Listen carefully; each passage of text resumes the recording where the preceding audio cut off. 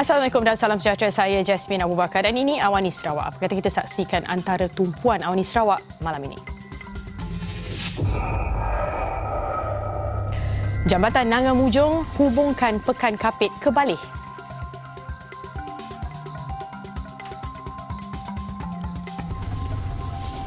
Satu kes positif COVID-19 dikesan di Kuching.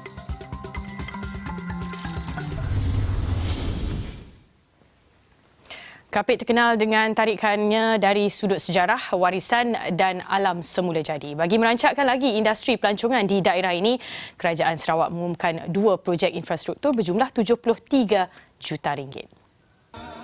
Ketua Menteri Sarawak Datuk Patigi Abang Johari Tun Openg menjangkakan dengan siapnya jalan baru Missing Link yang menghubungkan Ngemah ke Song, bilangan pelawat ke Kapit akan meningkat dengan drastik. Ini kerana Kapit boleh diakses terus dari Sibu menggunakan jalan darat sepanjang 110 km.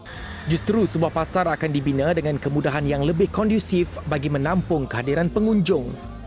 Sudah tentu weekend banyak orang datang Kapit. Dan juga mungkin turis akan datang Kapit. Jadi betul juga kalau dia berjajak tepi jeraya, motor banyak, susah juga. Jadi buat market baru. Harga pun boleh tahan. Harga diestimate-nya 15 juta. Oh, sudah kelep. Ni nak lulus tu.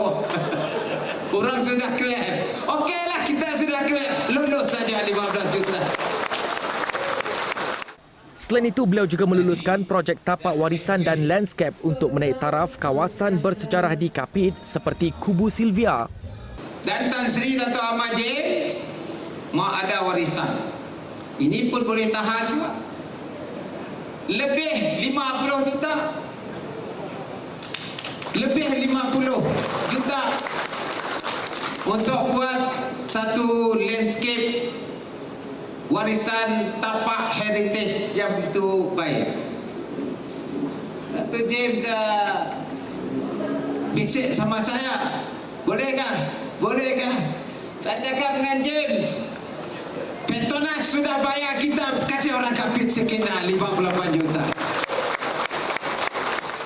Beliau berkata demikian ketika berucap di Majlis Perasmian Kapit Town Square, Kapit pada Ahad. Dalam perkembangan lain, Kerajaan Sarawak mahu menaik taraf Mahkamah Bumiputera bagi mengukuhkan undang-undang adat rakyat negeri itu. Ujar Abang Johari ia bagi memberikan perkhidmatan terbaik dalam menyelesaikan isu yang dihadapi masyarakat Bumiputera, terutama berkaitan tanah hak adat Bumiputera NCR. Maka kita nak naikkan taraf, buat kajian, sida expert lawyer melihatkan undang-undang adat kita akan kita naikkan. Jadi tarafnya sama dengan civil court. Untuk orang Melayu Islam lainnya ada syariah court. Ada. Jadi kita native court kita angkatkan.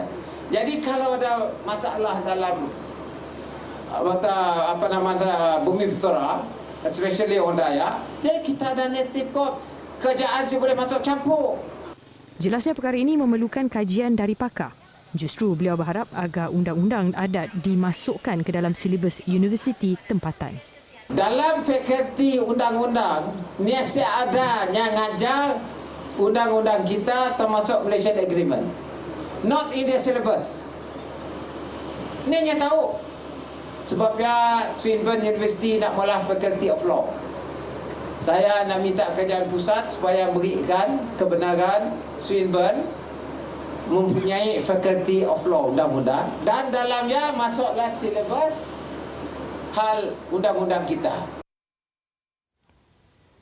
Penduduk di daerah Mabung bakal terima manfaat dari projek jambatan konkrit Nanga Mujong. Bernilai RM37 juta, jambatan yang menghubungkan Pekan Kapit dan empangan hidroelektrik Baleh bakal jadi penamat kepayahan penduduk di kawasan itu. Selain menghubungkan klinik kesihatan dan sekolah menengah kebangsaan Baleh, ia sekaligus dapat meningkatkan taraf hidup penduduk di situ. Sekarang senanglah ada jambatan ini. Ini macam dah mimpi lah saya orang sini. Dulu mana ada jambatan? Ini dulu saya orang ikut sungai dari Kapit pergi sini. Sekarang ada jambatan ini, senang lah. lebih selamat. Lebih selamat. Cepat lagi kalau pergi bandar, jalan ke mana-mana lah.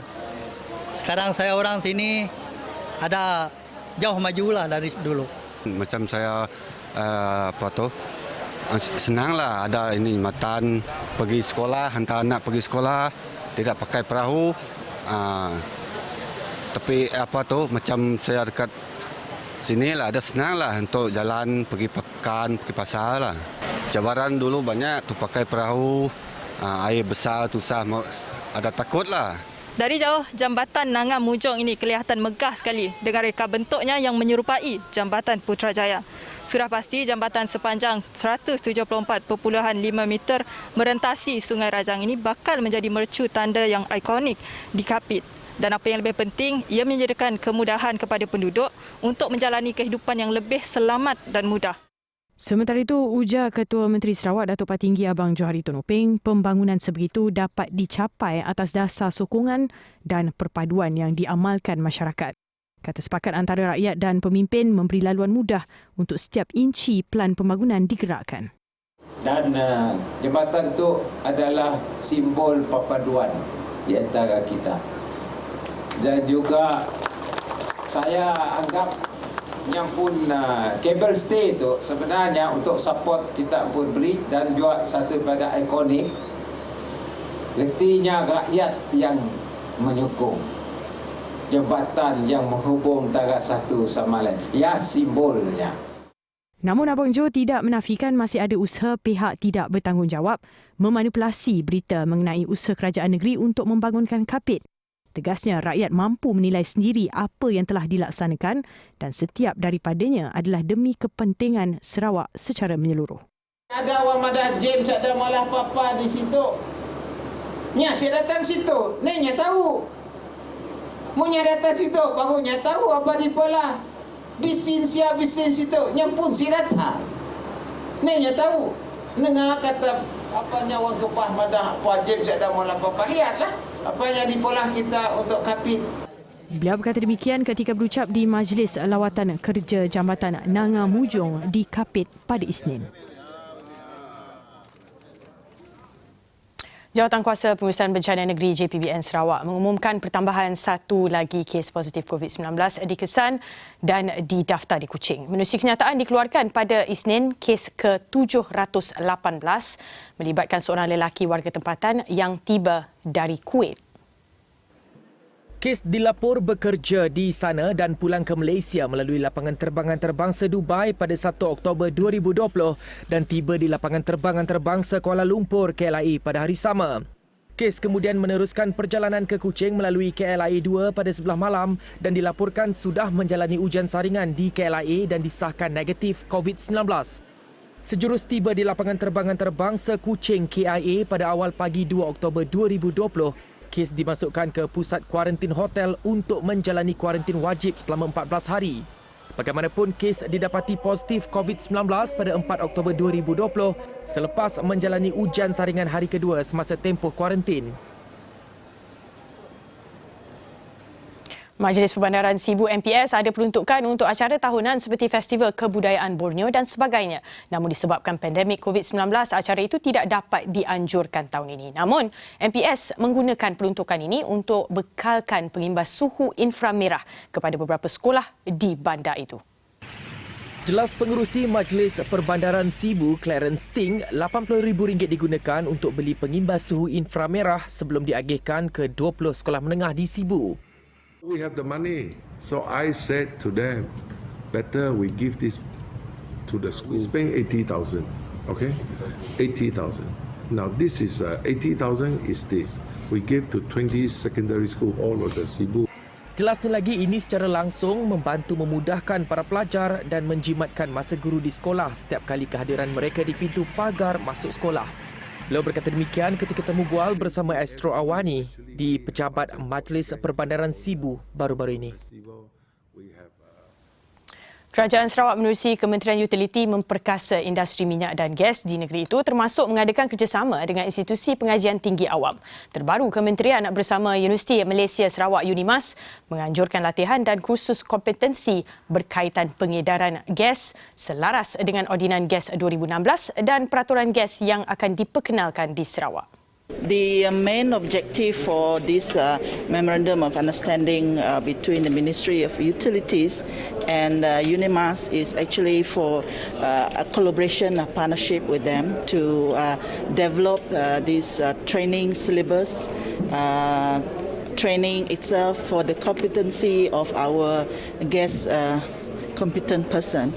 Because for any of the work that you need to do dealing with gas distribution, you need a competent, a licensed person. So the person will be certified by the ministry.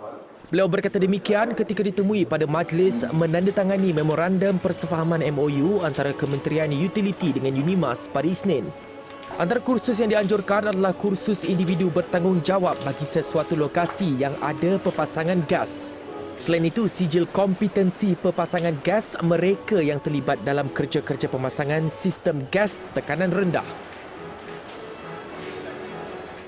Nopeng atau bermukun merupakan tradisi yang sangat terkenal di seluruh Sarawak. Ianya satu bentuk tarian dan muzik yang selalunya dipersembahkan oleh warga emas dalam majlis rasmi atau kenduri kahwin.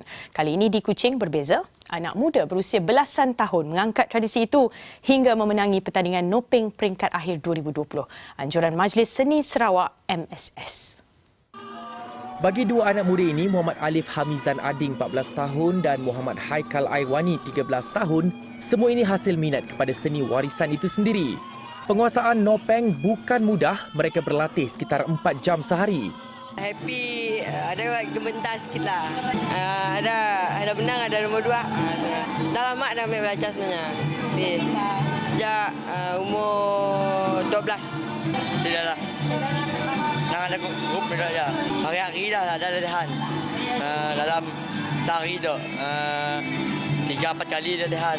Dari ada 4 jam lah. Dalam 4 jam. Sementara itu, menurut Ketua Pegawai Eksekutif Majlis Seni Sarawak Syarkawi Amid, kejayaan anak muda itu sangat membanggakan. Ia sudah pasti memberi nafas baru kepada budaya itu untuk terus subur dan boleh diamalkan serta dipelajari oleh masyarakat pelbagai bangsa di Sarawak. For the purpose of preservation and conservation, of course, we will need to have, first of all, is to get appreciator. To get appreciator means to develop appreciator, meaning to say we start from the beginning. This way we are engaging or organizing the competition of the Nopeng from 18 below, not 18 above. But nevertheless, I heard there are so many requests from the audience that they want us to organize for the above mentioned ages. Tambahnya terdapat beberapa lagi aktiviti kebudayaan yang akan dilaksanakan, namun semuanya dirancang dengan teliti bagi mematuhi garis panduan keselamatan COVID-19. Ini secara tidak langsung berupaya untuk memperkenalkan potensi tarikan pelancongan kebudayaan kepada masyarakat sekaligus mengembalikan nostalgia zaman dahulu. Untuk makluman, persembahan Nopeng akan diiringi pemain muzik terdiri daripada 4 orang mak gendang oleh golongan wanita dan bertanda yang akan dilakukan oleh golongan lelaki sahaja. Bermukun sebenarnya berasal daripada salah satu aktiviti ritual masyarakat Melayu pada zaman dahulu dan berkembang dengan pengaruh Islam lewat tahun 1700. Baiklah, sekian sahaja Awani Sarawak untuk malam ini. Pastikan anda terus ikut SOP yang ditetapkan oleh Kementerian Kesihatan kerana kita jaga kita. Saya Jasmine Obaka. Kita jumpa lagi. Assalamualaikum.